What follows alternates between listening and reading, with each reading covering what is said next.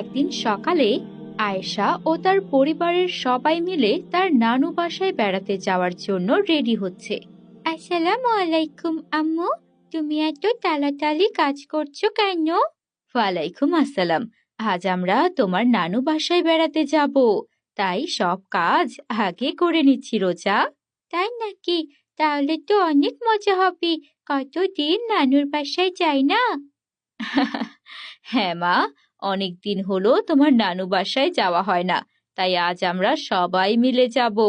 রোজা খুশিতে একবার মিশকাতের রুমে যায়, একবার আয়শার রুমে যায়। আপু, আমরা নানু বাসায় বেড়াতে যাব। হ্যাঁ রোজা, আমরা সবাই নানু বাসায় বেড়াতে যাব। রোজা সেখান থেকে মিশকাতের রুমে গিয়ে বলে, ভাইয়া। রোজা, আমি জানি তুমি আমাকে কি বলতে এসেছো। আজ আমরা নানু বাসায় যাব, তাই তো? হ্যাঁ ভাইয়া। রোজার বাবা বাহির থেকে এসে বলে, কই তোমরা সবাই রেডি হয়েছো? গাড়ি এসে গেছে। তারা সবাই রেডি হয়ে গাড়িতে গিয়ে বসে। রোজা যেতে যেতে বলে, আপু দেখো বাহিরে কত সুন্দর গাছপালা, তাই না? রাস্তাটা অনেক সুন্দর। হ্যাঁ রোজা, মাশাআল্লাহ, আল্লাহর সৃষ্টি অনেক সুন্দর। তার সৃষ্টির কোনো তুলনা হয় না। ভাইয়া দেখো, পাখিগুলো কি সুন্দর আকাশে উড়ছে। আমিও যদি উড়তে পারতাম। রোজার কথা শুনে সবাই হাসতে লাগলো। কথা বলতে বলতে তারা নানু বাসায় চলে আসে। আয়েশা, রোজা, মিশকাত গেটে নক করে। আয়েশার নানু ভাই গেট খুলে দেয়। তারা সবাই সালাম দেয়। আসসালামু আলাইকুম নানু ভাই। ওয়ালাইকুম আসসালাম। আমি তোমাদের জন্য অপেক্ষা করছিলাম, কতদিন তোমাদের দেখি না। আয়েশার বাবা মা ও মিশকাত রোজা সহ ভিতরে যায়। তারা একটা রুমে গিয়ে বসে। অন্যদিকে আয়েশার বাবা মা তার নানি সহ গল্প করে। আসসালামু আলাইকুম মা, আপনি কেমন আছেন? আলহামদুলিল্লাহ, ভালো আছি। রোজা তার বোনের সাথে বসে রেস্ট নেওয়ার সময় তার চোখে জানালার বাহিরে বাগানটি দেখতে পায় আর বলে ওঠে, আপু দেখো বাহিরে কি সুন্দর বাগান। সে বলে দৌড় দেয়। আয়েশা ও মিশকাত তার পেছন পেছন যায়। রোজা আস্তে, পড়ে যাবে। তারা সেখানে দেখতে পায় অনেক সুন্দর ফুল, পাখি। রোজা ফুলের সাথে প্রজাপতির পিছন পেছন যায়। সে দেখতে পায় একটি আম গাছের আম পেকে আছে। আপু দেখো, আম গাছে আম পেকে আছে। মাশাআল্লাহ, অনেক সুন্দর দেখতে হয়েছে আমগুলো। মিশকাত তাদের কাছে এসে বলল, তোমরা কি আম খেতে চাও? রোজা ও আয়শা বলে, হ্যাঁ ভাইয়া, আমরা আব্বু আম্মুর জন্য নিয়ে যাব। তাদের কথা শুনে মিশকাত একটি লাঠি দিয়ে আম গাছটি থেকে আম পাড়ে। রোজা ও আয়শা আমগুলো একটি ব্যাগে করে নেয়। আপু চলো, আমরা এখন আমগুলো নিয়ে বাসায় যাই।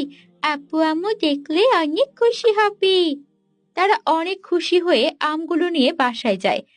সেখানে আয়েশার বাবা মা ও নানি সহ তারা গল্প করছে। নানু ভাই দেখো, তোমার গাছ থেকে আমরা অনেক আম পেড়েছি। তাই নাকি? অনেক ভালো করেছো। তোমরা ছাড়া এই আম গাছের আম কে খাবে? আমি বুড়ো মানুষ, অত খেতেও পারি না। মাঝে মাঝে আশেপাশের মানুষকে দেই। তারা সবাই ফ্রেশ হয়ে খাবার টেবিলে বসে খাবার খায়। ঠিক তখনই আয়েশার বাবা তার নানু ভাইকে জিজ্ঞেস করে, মা, এখানে ঘুরতে যাওয়ার মতো সুন্দর কোনো জায়গা নেই? ভাবলাম ঘুরতে যেহেতু এসেছি, আয়েশা, রোজা, মিসকাতকে নিয়ে একটু বাইরে ঘুরে আসি, ওদের ভালো লাগবে। এখানে আর কোথায় যাবে বাবা? তবে সমুদ্রের কাছে একটা দ্বীপ আছে, ওটা দেখতে অনেক সুন্দর, অনেকেই দেখতে যায়। রোজা, মিশকাত ও আয়েশা বলে ওঠে, ঠিক আছে, তোমরা খাওয়া দাওয়া শেষ করে নাও, আমরা ঘুরতে যাব। তারা সবাই অনেক খুশি হয়। তারা সবাই মিলে সমুদ্রে যায়। আয়েশার বাবা দেখতে পায় নৌকাতে একটি লোক বসে আছে। তিনি লোকটিকে বলেন, আসসালামু আলাইকুম। চাচা, এখানে সমুদ্রে নাকি একটা দ্বীপ আছে, আমরা সেখানে ঘুরতে যেতে চাই। আপনি কি আমাদের নিয়ে যাবেন? অবশ্যই বাবা, আমি তোমাদের নিয়ে যাব। তারা সবাই মিলে নৌকাতে গিয়ে বসে। আয়েশার বাবা বলে, মিসকাত, বাবা তুমি সাবধানে বসো।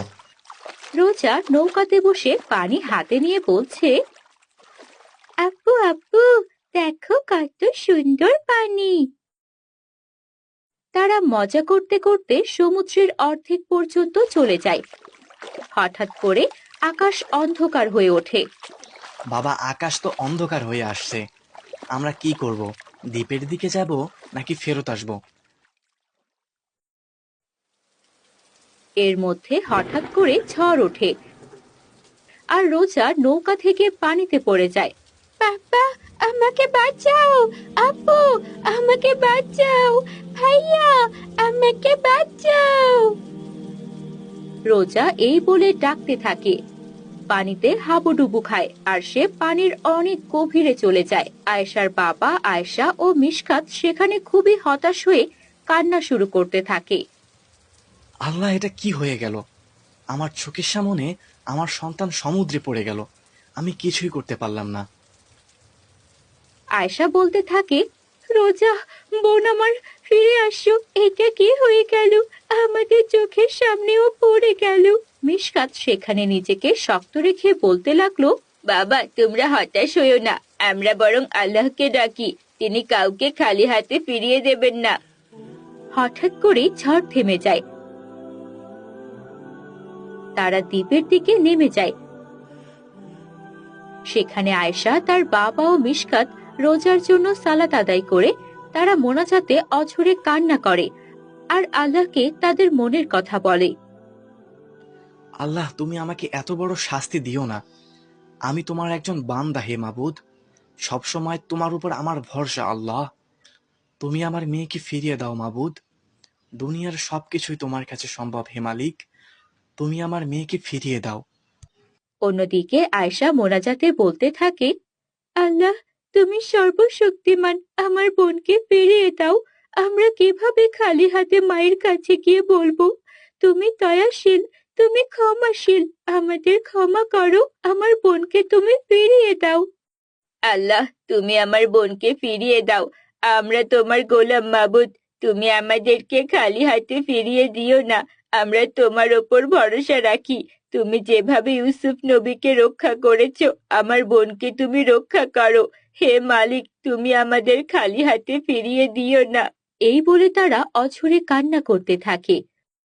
ওদিকে সমুদ্রের মাঝে একটি তিমি মাছ তার মুখে করে রোজাকে নিয়ে দ্বীপের কিনারায় এসে তার মুখ থেকে রোজাকে বের করে সেখানে রেখে চলে যায়।